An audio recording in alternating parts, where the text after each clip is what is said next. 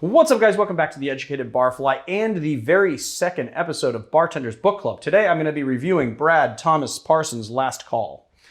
Now, this is a book that has been highly anticipated in the bartending circles, and when I first heard about it, my friend Daniel Djang, who is a guy who runs a blog called Thirsty in LA, came to the bar that he does sometimes on Friday afternoons, and we have a little chat.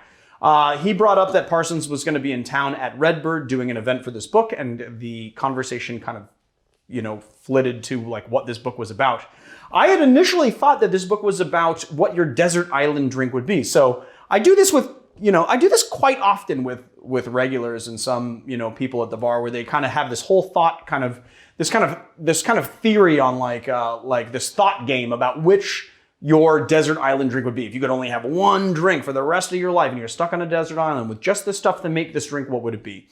Daniel actually thought that it was a book about your deathbed drink. What would be the very last drink that you would possibly have? I thought that was a little bit morbid. And he was a lot closer to the mark. So that's kind of what this book is about. What this book, on the face of it, is a basically bar by bar, bartender by bartender sort of interview that Parsons does, where he asks what that person's deathbed drink would be, what would be the very last thing you'd want to touch your lips before you die, and then also what their rituals of closing time are at the bar. It was precipitated by a dinner party that Parsons went to, and then while all of his friends kind of partnered off with their significant others and went on their separate ways. He has a very nice foreword where he kind of talks about being left at the bar alone and then sort of just getting very sentimental and thinking about, he had no one to go home to, and starts thinking about his age and mortality, and that was the genesis of this book. This book is a must read. I really, really enjoyed it because what it is basically Parsons traveled the United States to talk to a bunch of different bartenders. And even though he's talking about what their deathbed drink would be, when you do that, when you say that to somebody, the conversation switches to not only like what their deathbed drink would be and why, but also they start talking about their personal credos. They start talking about their style of service. They start talking about their mortality, what it kind of all means. There are quite a few places in there where, the idea kind of gets floated by what is all this for? We have all of these kind of rituals that we do, and why do we do them? And it gets at some very deep stuff. And it gave me like it's a very sentimental look at bartending and service and hospitality and mortality. But I think that we really need that. I think that's something very interesting to ponder. I think that we don't really, maybe, I don't want to speak for you guys, but I don't really ruminate about my mortality very often. And then when I do, it can go to a very dark place. But this is not a dark book.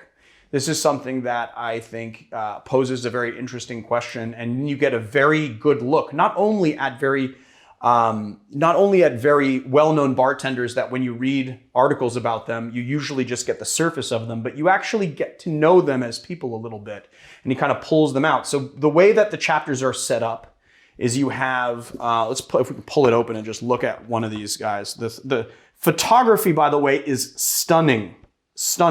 So what you have is, here we go. This is Ezra Starr from the bar Drink. We have a picture of her, and then what it starts out is a short bio of who she is, where she came from, what her career has been thus far. And then it goes into a short interview where he asks questions about the bar and service. He asks questions about what the deathbed drink would be, what her relationship to regulars are, and then what last call is like at her bar. So what are the closing rituals that they go through? Every chapter also has two different cocktail recipes. So it has the cocktail recipe for whatever the deathbed drink would be, and then usually another recipe for a very popular drink at that bar. So you also get recipes with this. Another thing that I really like about this is I have some bartending friends and acquaintances that are inside this book. LA is represented here, which I really like, and I just really love it when all of my friends have very when their success and their hard work and all their blood, sweat, and tears gets noticed by somebody. I just find that really amazing. Yeah, so Last Call by Brad Thomas Parson is available now. It just came out. I really love it. It's definitely worth the price. It's something that I will go back to again and again and again and again. And whenever I'm feeling kind of in a sentimental mood, or when I want to make some of the brilliant cocktails here, like I said, I know I already touched on the photography, but I just want to say that the photography is so good and really sets the tone for the book. So that's it for this episode of Bartenders Book Club. Now, I will say this.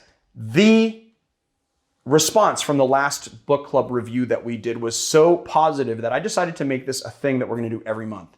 So I am going to announce now what the next book is going to be, and then I'm going to put a link for this book and then the book that's for next month below, and you guys can go get it, and then you guys can read it, and then we can shoot an episode on it, and then you guys can talk about it in the comments, and that will be like an actual book club. I think it would be kind of fun to have a book club that goes month to month to month to month. So the next book that we are going to be doing is Clean and Dirty Drinking by Gabby Mawarchik. If you like our channel, please hit like and subscribe, and check us out on Patreon, patreon.com/educatedbarfly. Check out our apron sponsor, Stagger Lee Goods, that make me look strapping in these awesome aprons. They have a discount going on through the end of the year. So just go to staggerleegoods.com, fill up your basket with whatever you want, and then press SLG, save 30 at checkout.